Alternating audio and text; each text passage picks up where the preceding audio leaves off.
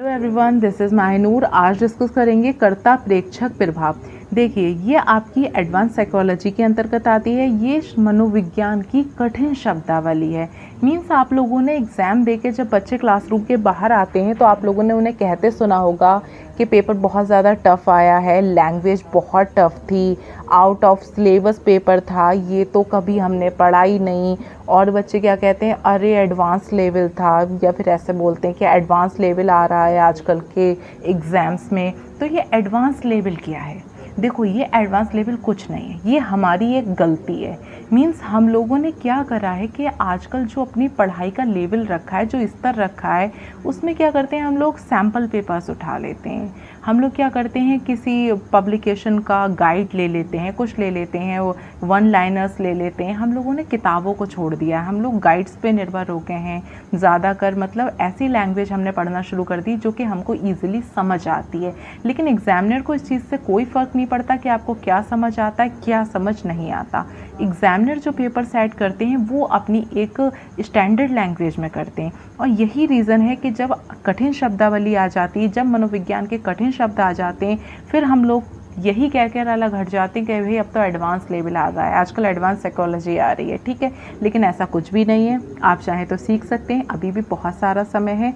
अच्छे से अपनी पढ़ाई का लेवल बढ़ाइए, स्टैंडर्ड बुक्स का इस्तेमाल करिए, उसी से पढ़िए। उसमें अच्छी शब्दावली दी होती है जो कि आपको क्वेश्चन को समझने में हेल्प करती है। मीन्स आप लोगों ने देखा होगा कि आप एक यूपी टेट का पेपर उठा के देख लो और एक DSSB का उठा के देख लो, या फिर KBS का उठा के देख लो, तो इन दोनों की लैंग्वेज में बहुत ज़्यादा डिफरेंस होता है, बहुत ज़्यादा फ़र्क होता है। क्यों होता है फ़र्क? उसका रीज़न है कि जो आपका KBS हो गया, DSSB हो गया, NVS हो गया, इसकी लैंग्वेज बहुत ज़्यादा टफ होती है। मीन्स इसमें कठिन शब्दावली का यूज़ किया जाता है। वहीं यूपी टेट हो गया, CTET हो गया, बहुत ही ज़्यादा इजी लैंग्वेज का यूज़ करते हैं, तो इतनी ज़्यादा प्रॉब्लम फेस नहीं करना पड़ती हैं। लेकिन CTET यूपी टेट जॉब तो नहीं है ना। अगर जॉब चाहिए तो हमको सुपर टेट हो गया, DSSB हो, KBS हो गया, इसकी लैंग्वेज पे कमांड चाहिए। ठीक है, तो आज से मैं आप लोग की कठिन शब्दावली की क्लासेस शुरू कर रही हूँ।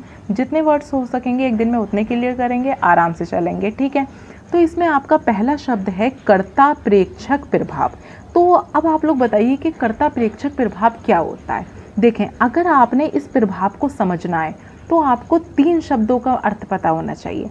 पहला मीनिंग पता होना चाहिए कि कर्ता क्यों कहा गया है, यहाँ पर कर्ता की क्या बात हो रही है। दूसरा पता होना चाहिए प्रेक्षक क्या होता है। और तीसरा आपको पता होना चाहिए कि गुणारोपण क्या होता है। जब आप लोग को कर्ता क्लियर हो जाएगा, प्रेक्षक क्लियर हो जाएगा, गुणारोपण क्लियर हो जाएगा, तब आप इजीली बता देंगे कि कर्ता प्रेक्षक प्रभाव आखिरकार क्या होता है। ठीक है, सबसे पहले हम इसकी खुद की लैंग्वेज देख लेते हैं, ये क्या बोल रहे हैं।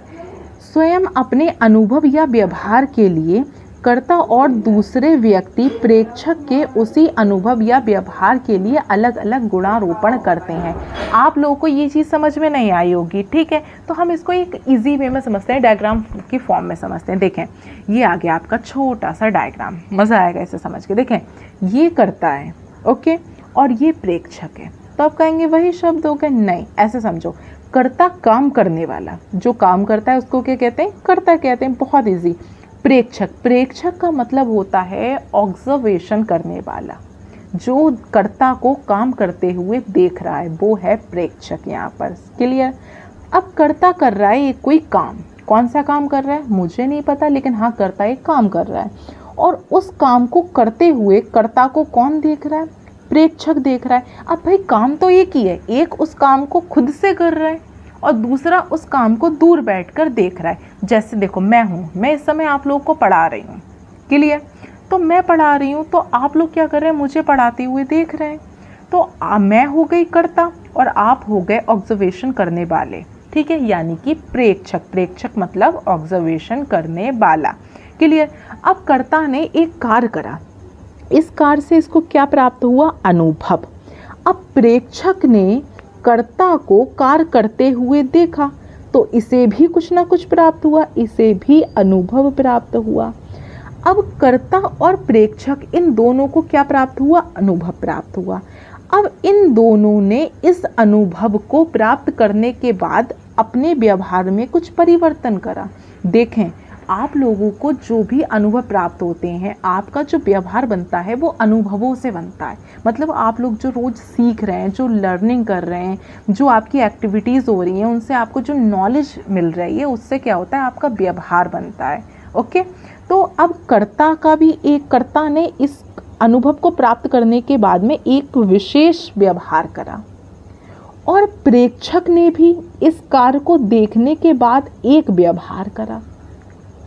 तो अब आप लोग मुझे बताएं, क्या इन दोनों ने समान व्यवहार करा या फिर इन दोनों को समान अनुभव प्राप्त हुआ? नहीं, इनके अनुभव और व्यवहार में परिवर्तन होगा, इनके अनुभव और व्यवहार से। इसको जो डिफरेंस करना होता है, इनके अनुभवों में क्या डिफरेंसेस थे, इनके अनुभवों में क्या डिफरेंसेस थे, आप जो पता लगाएंगे, जो कारण जानने का प्रयास करेंगे, उसे कहेंगे गुणारोपण। आखिरकार क्या है गुणारोपण? गुणारोपण कहते हैं कि व्यक्ति ने खास तरह का व्यवहार क्यों किया, यह पता लगाना गुणारोपण कहलाता है। गुणारोपण किसे कहते हैं? कि कोई व्यक्ति अगर सामान्य व्यवहार कर रहा है और कोई व्यक्ति अगर विशिष्ट व्यवहार कर रहा है, तो आखिरकार वो दोनों सामान्य और विशिष्ट व्यवहार कर क्यों रहे हैं, ये पता लगाना ही गुणारोपण कहलाता है। ठीक है, अब इसे एक लाइन में समझो कि कर्ता द्वारा जो कार्य किया जाता है और प्रेक्षक द्वारा जो अनुभव प्राप्त किए जाते हैं, उनमें जो डिफरेंसेस होते हैं उनको पता लगाना, या कर्ता ने इन या दोनों ने सामान्य व्यवहार या विशिष्ट व्यवहार क्यों किया, ये पता लगाना कर्ता प्रेक्षक प्रभाव कहलाता है। आखिरकार कर्ता और प्रेक्षक का प्रभाव कहलाता है। ठीक है, और देखें और क्लियर करते हैं। स्वयं अपने अनुभव किसके अनुभव? भाई स्वयं अपने अनुभव यानी कि कर्ता के अनुभव या व्यवहार के लिए, और दूसरे व्यक्ति यानी कि दूसरा व्यक्ति कौन है? जो देख रहा है, जो प्रेक्षक है, उसके अनुभव और व्यवहार के लिए अलग अलग गुणारोपण करने की प्रवृत्ति कक्षा प्रेक्षक प्रभाव कहलाती है। गुणारोपण मतलब समझने की प्रवृत्ति, या फिर अलग अलग व्यवहार करा तो क्यों करा, ये जानने की प्रवृत्ति क्या कहलाती है? कर्ता प्रेक्षक प्रभाव कहलाती है। सही है, ये आप लोगों को क्लियर हो गया हो। इसमें देखो आपको एक मीनिंग, पहले तो इसका पूरा कर्ता प्रेक्षक प्रभाव समझ लिया।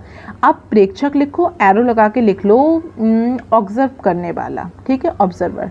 और क्या लिखो? गुणारोपण लिखो। इसके आगे आपने लिखना है व्यक्ति ने खास तरह का व्यवहार क्यों किया या क्या वजह थी, या ऐसे करके लिख लो दूसरे के व्यवहार के कारणों को जानना।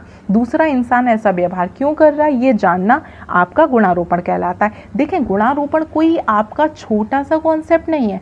गुणारोपण के ऊपर दो सिद्धांत कायम हैं। एक सिद्धांत आया था आई थिंक, नहीं, एक सिद्धांत आया था 1965 में, 100%। एक सिद्धांत आया था 1965 में। ये किसका आया था? जॉन्स व हेविन्स करके थे, उनका आया था। इनके सिद्धांत का नाम था सादृश्य अनुमान सिद्धांत। ठीक है, और जो दूसरा सिद्धांत आया था वो आया था केली महोदय का, ये आया था 1972 में। ठीक है, और इनके सिद्धांत का क्या नाम था? कारणात्मक गुणारोपण का सिद्धांत। अब देखो, मैं ये दो सिद्धांत तो आपको नहीं पढ़ा सकती क्योंकि ये वीडियो बहुत ज़्यादा बड़ी हो जाएगी। ठीक है, तो आप लोगों को ये समझना है कर्ता प्रेक्षण प्रभाव क्या होता है, समझ में आ गया होगा। ठीक है, अब देखो, अगर कोई क्वेश्चन सेट करता है एग्जामिनर, इतना ज़्यादा कंपटीशन बढ़ चुका है, अब नौकरी ईजी नहीं रह गई है। ठीक है, हम लोगों को नॉलेज से तो लड़ना ही लड़ना है, हम लोगों को लैंग्वेज से भी लड़ना पड़ेगा। देखो, जो इंग्लिश मीडियम के उनके लिए ज़्यादा प्रॉब्लम्स नहीं होती, उनके एक या दो ही वर्ड होते हैं, लेकिन जो हिंदी वाले होते हैं ना, शुद्ध संस्कृत के वर्ड निकाल के लाते हैं। भैया 80% तो संस्कृत ही है ना हिंदी में, तो यही तो प्रॉब्लम है। अच्छे से पढ़ो। ठीक है, चैनल को सब्सक्राइब कर लेना, वीडियो को लाइक करो, और कोई भी अगर डाउट है तो मुझे कमेंट करके पूछ सकते हैं आप लोग, और कोई अगर ऐसा वर्ड है जो आपको नहीं आता वो भी पूछ सकते हैं। नेक्स्ट वीडियो किसकी चाहिए वो भी आप लोग बता सकते हैं। Thank you so much.